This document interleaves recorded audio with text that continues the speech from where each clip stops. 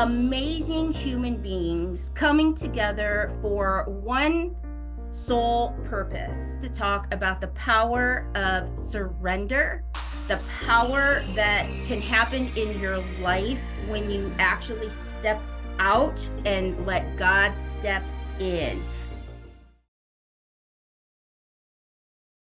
Your story is amazing. Why don't you tell people where you're tuning in from? I am tuning in from North Carolina. Okay. Okay. And you know what? I saw you not too long ago on David's platform, and I had known a little bit of your story, and I know like you've got a book and all of that, but just the way that you shared to everyone, God's like, you got to be a part of this too. You've got to pour into people, you got to share that surrender moment, you got to ignite that hope and that trust and that faith. And so here we are. Here we are. So just take the mic, my friend. Thank you. First of all, I just need to thank you for doing this today. I've been plugged in since this began, and I am just so honored and inspired. And wow, this is just huge, Elena. So thank you so much for putting this together and just feeding my soul and filling my cup today with all of these amazing, amazing speakers and sharing their vulnerabilities, their stories, and their love. So yeah, my story is of surrender, and my story of my life is just it's been one moment of surrender after another. I was born and raised in a religious cult where I experienced things that humans shouldn't experience, like Dr. Cochran was talking about earlier. I saw things that I shouldn't have seen, experienced things that shouldn't have happened, physically, sexually, emotionally, spiritually, all of it. I escaped the compound at age 26 and then tried to start putting my life back together. But I didn't have the tools because I was a shell of a human. I didn't know who I was. I had no identity because my entire life had been controlled by the cult leader. And so I didn't know my likes. I didn't know my dislikes. I didn't know what I believed. And I didn't know who I was. And so trying to put your life back together and to stand on anything is next to impossible to navigate in this big, crazy, weird world that we live in. So the first several years out of the cult were just very difficult and very challenging. And I was constantly up against this facade, right? I could paint on a pretty smile and I could push with all this optimism and positivity, and I got this. And as long as I could do that, I could keep everybody at bay. I wouldn't let anybody close to my trauma, right? And then eventually that facade started to break, that facade started to crumble. And I was married, and he was very supportive, and he was very loving, and he was very present. And I should have been happy. But that love that he was giving to me actually is what broke me. And why it broke me is because I had never been loved.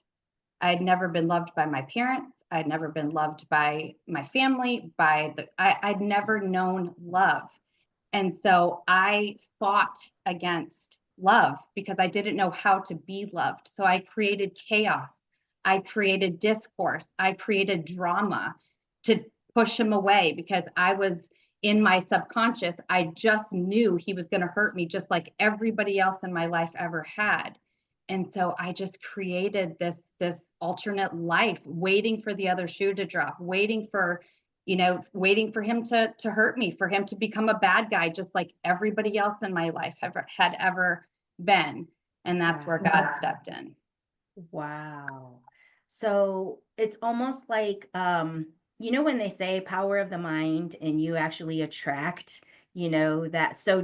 So looking back, when you just know this is going to happen and you just know, it's like you are almost willing it to come in. So then it does, and you're like, see, I knew it. I knew it. It's like a cycle that it's just so hard to break or even identify, really. Right. And at that point, I didn't have that wisdom.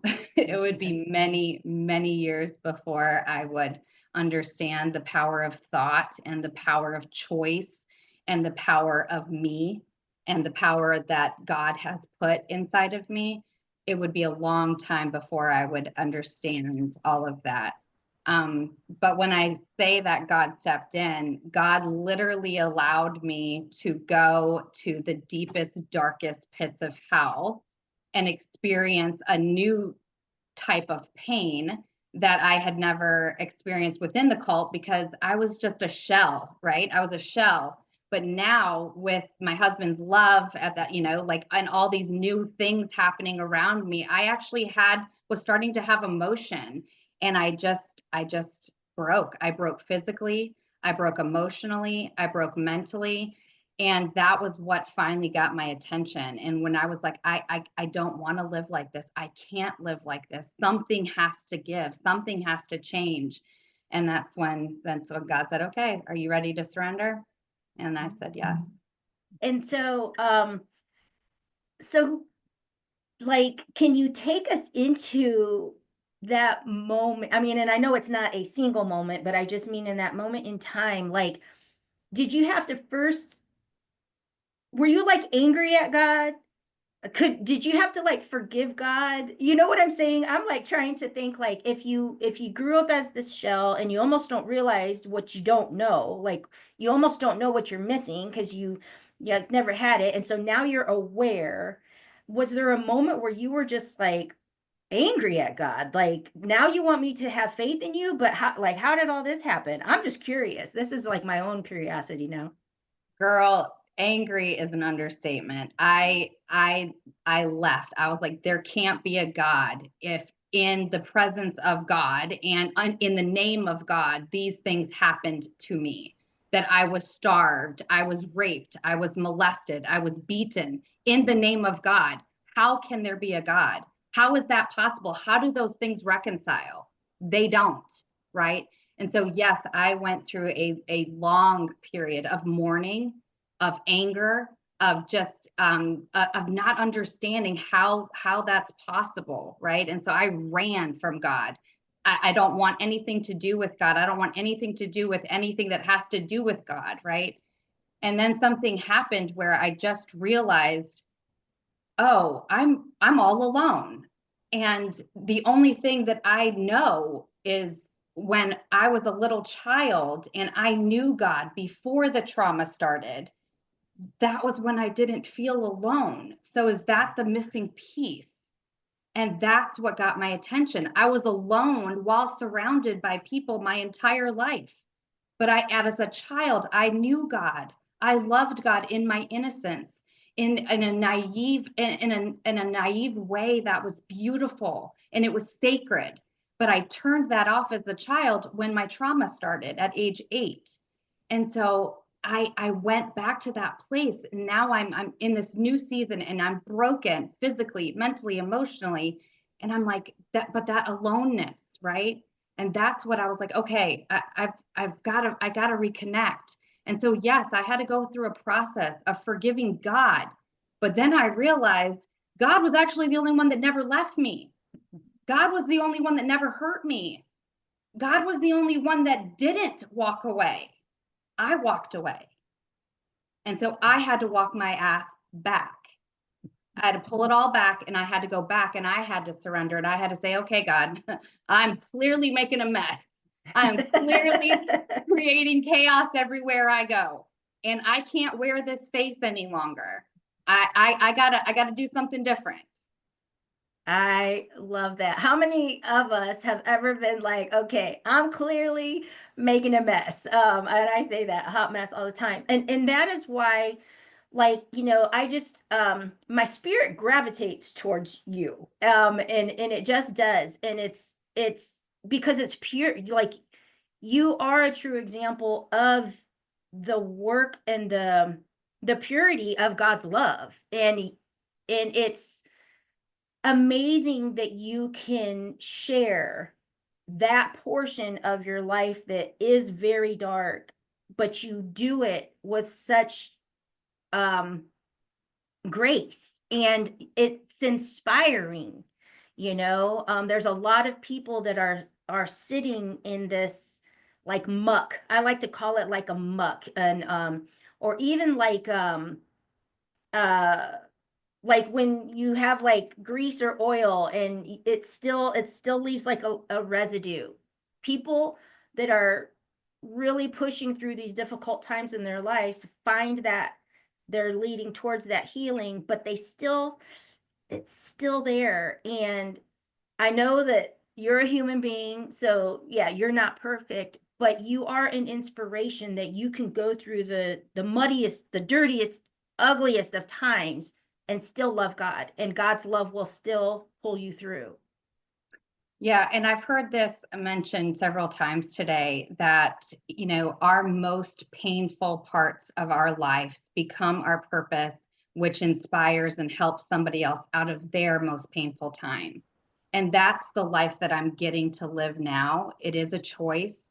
And I only share because I know it makes a difference for somebody else. Somebody else hears my vulnerability, my honesty, my heart, and my testimony and says, holy crap, that's me. I felt alone. I felt abandoned. I felt hurt. I felt pain. I felt all of those things. She's speaking to me.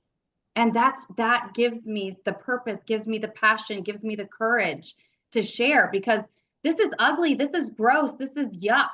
But when I can look back and say everything that I have ever been through has literally brought me to this exact moment where I'm getting to share with you, all of you, and understanding that all of our stories are all part of what God's masterpiece is building, right? We are all part of this really cool, like, oh, right?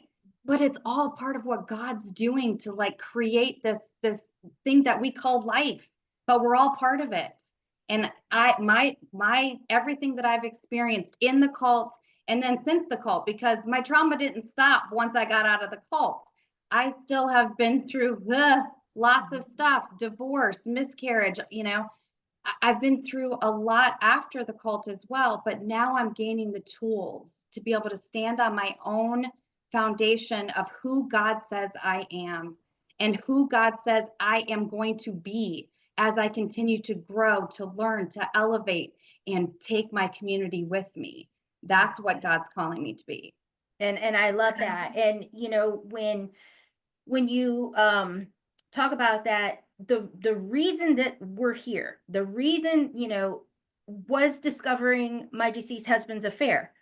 Like, so it's amazing because at that time that was my final piece. That was like, I don't care if I wake up tomorrow, God. Like, and then I thought about my sons and I'm like, please, please take this thought out of my head because they need me. But there was a night that I always, at that time, I kept a notebook by my bed all the time because it just always seemed like God was just picking the nighttime to talk to me. And when I woke up the next morning and I read my notes that were very scribbled, and I still have this piece of paper, but this is where it all comes from when he said, remember who you are.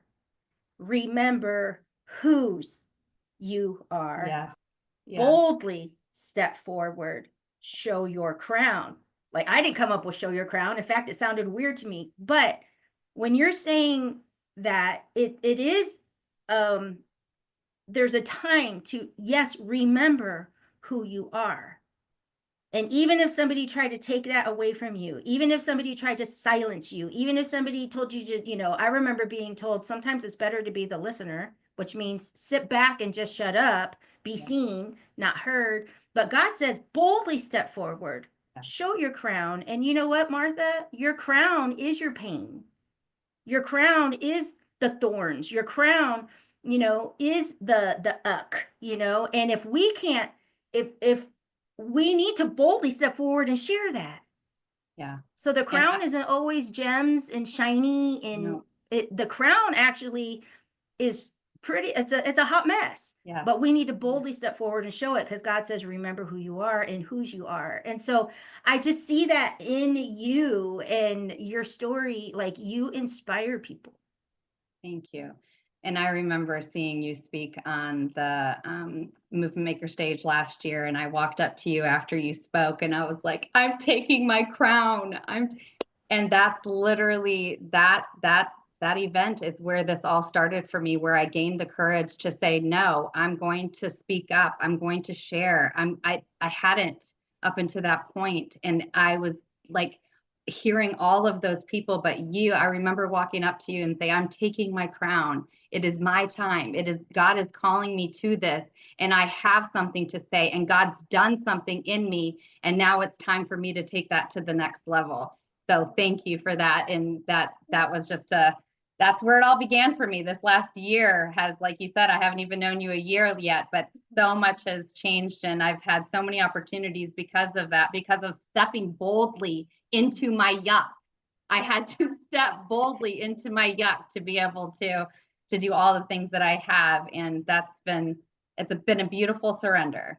I love it. I love it. This is what it's all about. And that's why we always say what people like us do things like this. You know, who else is spending their whole Saturday just showing up, talking about their yuck so that we can hopefully put a smile in someone else's face and a drop of hope into the big pond of all the negativity that can surround us. People like us do things like this, and it's a beautiful thing. So I want to say I appreciate you showing up and sharing and just being a part of this. And I look forward to seeing you in a couple of weeks, girl.